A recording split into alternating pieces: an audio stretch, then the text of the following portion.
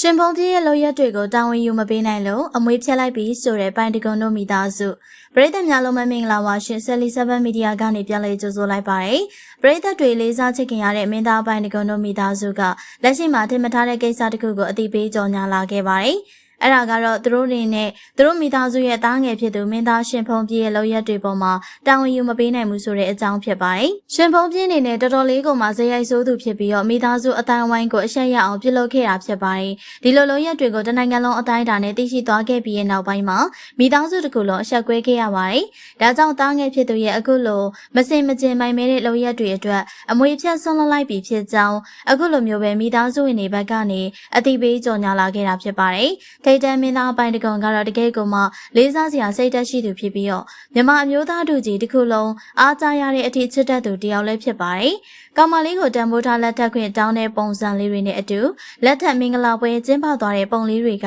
တကယ်ကိုမှလေးစားအတူယူစရာကောင်းပါတယ်။ဒါပေမဲ့လည်းသူ့ရဲ့ညီကတော့စိတ်သက်အစဉ်တန်းအင်မတန်ကိုကြွားချလွန်းလာတာဖြစ်ပြီးတော့မိန်းကလေးတွေအပေါ်မှာတန်ဖိုးမထားခဲ့ပါဘူး။ဒါကြောင့်ချစ်သူကောင်မလေးဖြစ်တဲ့ခင်မင်းခါကိုရိုင်းကမျက်ရည်နဲ့မျက်ခွက်ဖြစ်နေခဲ့ရပြီးတော့အားလုံးသိအောင်ထုတ်ပြောလာခဲ့တာဖြစ်ပါတယ်။သူမအနေနဲ့ရှင်ဖုံးပြည့်ရဲ့မကောင်းတဲ့အကျင့်တွေကိုသိတော့သိပေမဲ့လည်းကျန်တာတွေအကုန်လုံးကိုနားလည်ပေးထားနိုင်ခဲ့ပါတယ်။အဓိကအနေနဲ့တခြားမိန်းကလေးတွေနဲ့မရှုပ်ဖို့တားမြစ်ထားခဲ့တဲ့ပုံမှာမိန်းကလေးတယောက်တည်းနဲ့မဟုတ်ပဲတနိုင်ငံလုံးကမိန်းကလေးတော်တော်များများနဲ့ရှုပ်နေသလားလို့ထင်ရလောက်တဲ့အထီပါပဲ။ဟိုတယ်မှာအိမ်နေရဲ့ပုံရိပ်တွေကိုလည်းသူမကိုယ်တိုင်တွေ့မြင်ခဲ့ရပြီးရဲ့နောက်ဘလို့မှသီးမခံနိုင်တော့တာပါ။ဒါကြောင့်ဖွင့်ချလာခဲ့ရဖြစ်ပြီးတော့ဒီလိုကောင်မျိုးနဲ့ဆက်မတွဲကျင်တော့တဲ့အတွက်လမ်းခွဲလိုက်ပြီးတော့အကျွေးတွေကိုတော့ပြန်ပေးဖို့အတွက်တောင်းနေခဲ့ပါတယ်။ဒါမဲ့လည်းရှင်ဖုံးပြည့်ဘက်ကတော့မသိသလိုနဲ့ရှောင်ပြေးတဲ့အပြုတ်မှုတွေကိုပြုလုပ်နေခဲ့ရပါဒီကိစ္စတွေကတနိုင်ငံလုံးအတိုင်းအတာနဲ့ပြန့်နှံ့သွားခဲ့ပြီးတော့ကိုရိုင်းလည်းအဆက်ကွဲခဲ့ရတယ်လို့မိသားစုဝင်တွေဖြစ်တဲ့ပိုင်တကွန်တို့လည်းမျက်နှာမဖော်ရအောင်ဖြစ်နေခဲ့ရပါတယ်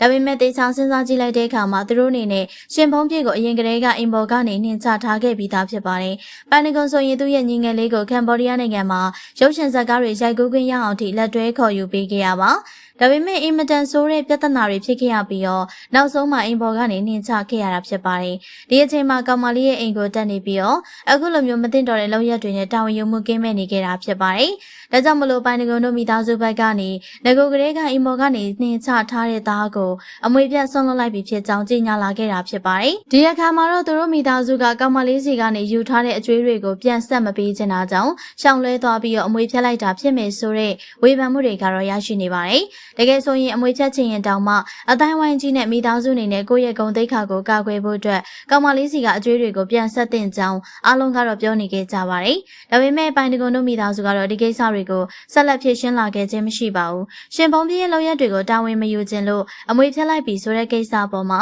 ပရိသတ်တို့ရဲ့ထင်မြင်ချက်တွေကိုလည်းပြောသွားခဲ့ပါအောင်ရှင်။အဆုံးထိကြည့်ရှုပေးတဲ့အတွက်အားလုံးကိုကျေးဇူးတင်ပါတယ်ရှင်။